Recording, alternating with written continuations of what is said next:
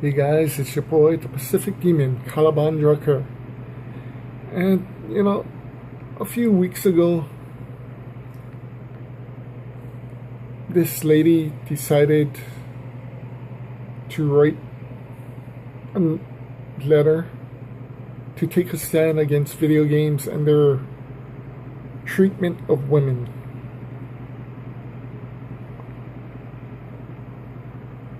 I have no problem with that. Everybody has their right to their opinion, their right to stand up for what they believe in. But my problem with the whole thing is, I sort of have two problems. You see, this lady, she took a stand, and a lot of gamers came out and actually threatened her life, threatened to do her harm. That is one of my problems. A lot of guys, you look at the world today, and there's a lot of people who are not proud to be Americans after everything that America has done to the world. Personally, I'm proud to be an American. I'm just not proud of who's running our government and our leaders. And I'm hoping that the rest of the world understands that it's not the American society. It's the government, it's who's in charge. I also hope that,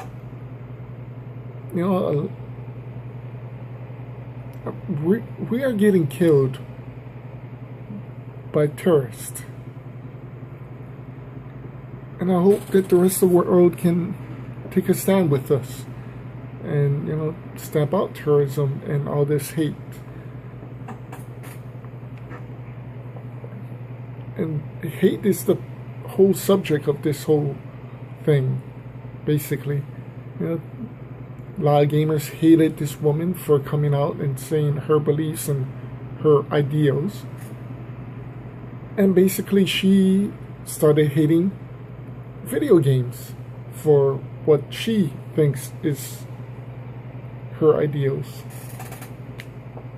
And that's the second problem I have, is with her ideals and what she thinks video games is and is not. I do understand, and I say this, as a person that, yes, I think video games do portray women sexually. Do I think it has to stop? Honestly, no. I mean, come on, guys. Come on, people, women, men. If you look at what video games have done with women and men, they try to portray real life. And as much as we grumble about the whole how we treat women, how violence and women shouldn't be together. This is the 21st, 22nd century. Women have decided they want to vote. Women have decided they want to join the military. And I'll back these women up, because this is what they believe in, this is what they want. You look at sports today, there's a lot of sports that women are trying to go for. That is incredible. Then you have this activist that comes along and decides women are being used sexually in video games. Women are being used in violent video games wrong. They're being abused. They're being raped. As I do have a problem with the rape issues, but it happens in real life. If you have a problem with what happens in real life, stand up to it. Don't just stand up to the video game world. Stand up to Hollywood, because they do the same thing. Stand up to real life. Find the rapers and rapists and stand in their face and tell them your ideas. And it's nothing, like I said, I do understand, and there's a lot of things that I do stand with her on this, because using women as a sexual object is wrong, but it is part of life, and it's not the developers. Most of the time that when using women as eye candy, all game developers do. They know what gets the nerds blood pumping, gets you into it. For most games, anything sexual tells a story. Anything with rape tells a story. And if it's telling a story, then I believe it should be in the game. If it's trying to make you connect with a character, it should be in the game. If it's just there, like God of War, a little side entertainment stuff, then that's not right. I'll stand with her on that. GTA and all these other stripper clubs, it's part. It happens in real life. And if you're making a city, you're gonna need at least one club in there.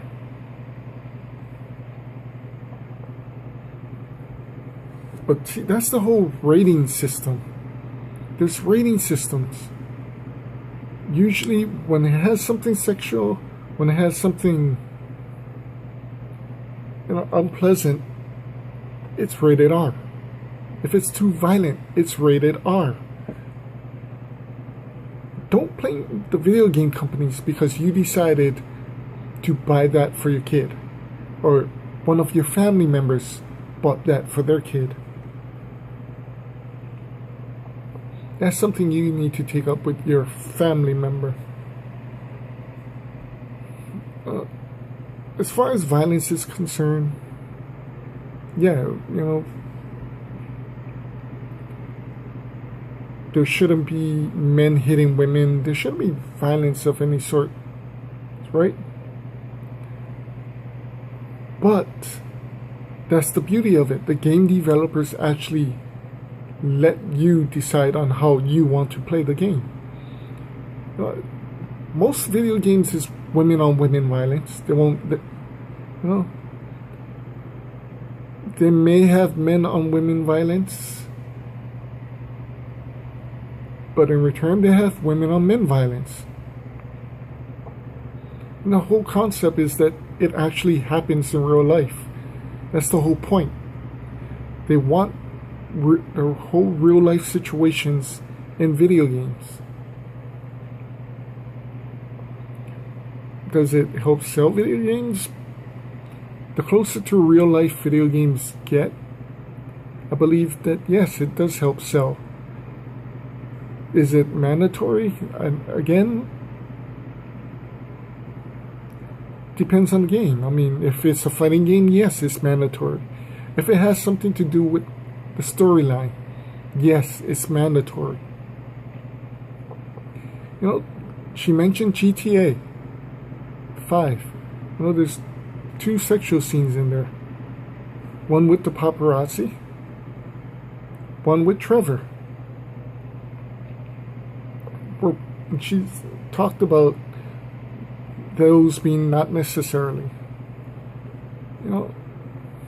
Truthfully, I believe they both were necessarily. With Trevor, the first thing that hits you is this is a redneck. He treats women badly. He's pretty screwed up in the head. And if you actually play the game, you find out that he has mama problems, and that's his whole point. You know, with the scene with the other sexual scene, you actually see a reality child star sell herself to make money to buy drugs. You know what? I can't say it happens in real life. It probably does. But here's the thing I walked away from this. 1, don't do drugs. 2, everybody in society puts stars and famous people and reality stars up on pedestals. GTA pretty much showed me that these people don't belong on pedestals. They're normal people. They deserve to be treated like normal people. Like normal people, they screw up. And, you know, one screw up leads to another. Do I think it's right? It told a story.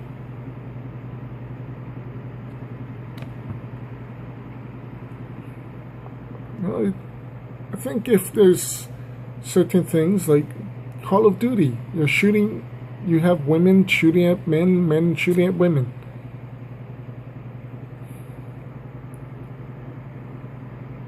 If there is no sexual content, if there is no violence in video games, we go back to games like Pac-Man and Centipede.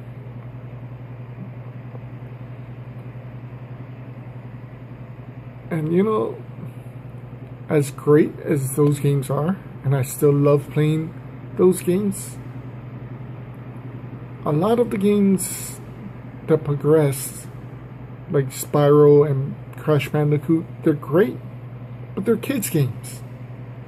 Well, video games, like movies, need kid games and adult games.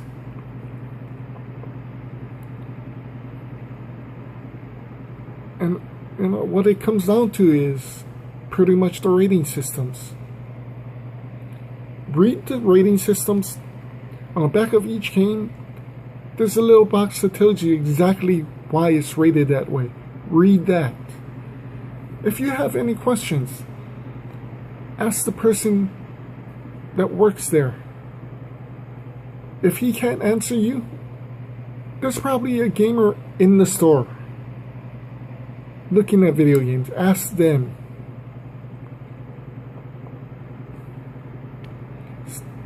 I'm just tired of people blaming video games for everything. Video games pretty much have come to the point where they're trying to become a virtual life for you to live in. That means anything that can happen in real life will happen in video games. Does video games actually affect what happens in real life? Sometimes. But the only reason that happens is because the person that is being affected by it,